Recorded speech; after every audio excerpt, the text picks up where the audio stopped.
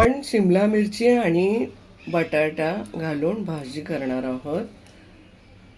एक बटाटा घेतलेला आहे अशा पद्धतीने कापून, थोडे पातळ काप करून, आणि शिमला मिरचीच्या बिया काढून अशा पद्धतीने लांबड्या पद्धतीने असे मी कापून घेतले आहे. त्यातले बी शिमला मिरचीतली काढून टाकले आहेत, देठ आणि बी.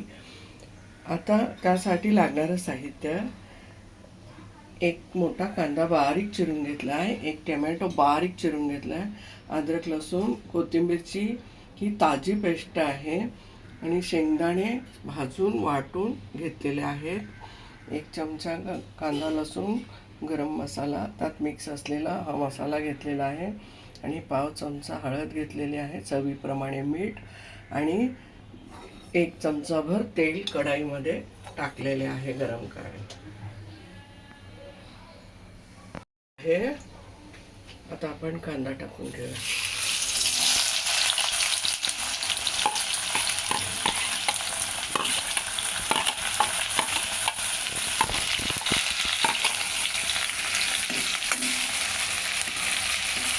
कांदा जरा गोल्डन रंगावर भाजून घेऊया.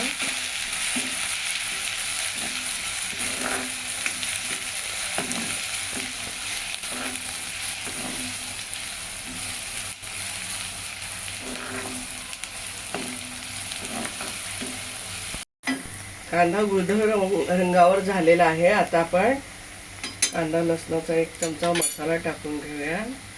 तशीच थोडीशी हळद पण टाकून घेऊया, आणि अद्रक लसूणची पेस्ट पण टाकून घेऊया, आणि याला एकसारखं छानपैकी परतून घेऊया.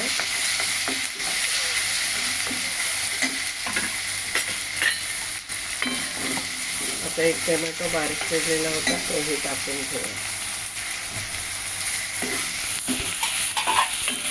त्यानंतर आपल्याला शिमला मिरची आणि बटाटे स्वच्छ धुवून घेतलेले आहेत, हे सुद्धा त्यात टाकून घेऊया.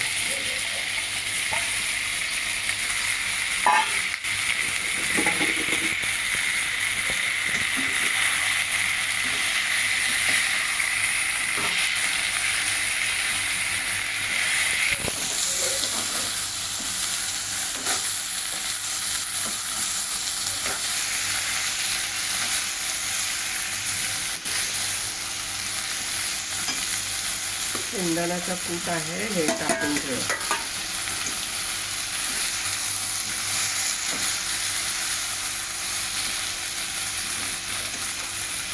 यामध्ये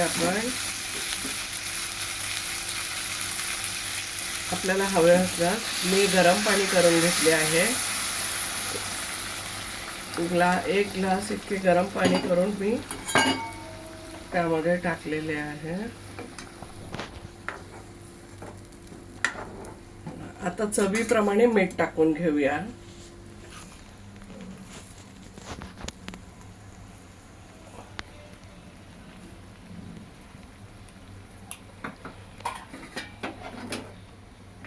याला बारीक गॅसवर एक 5 मिनिटे वाफवून घेऊया. भाजी शिमला मिरची आणि बटाटा पटकनच शिजून होईल, भाजी तयार होईल.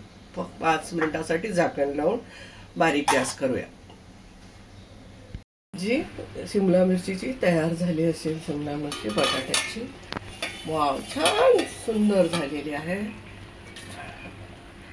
ही भाजी तुम्ही भातावर पण, चपातीवर, भाकरीवर, बाजरीच्या भाकरीवर अशा सुंदर रीतीने झालेली आहे भाजी. याचा वास पण छान येत आहे.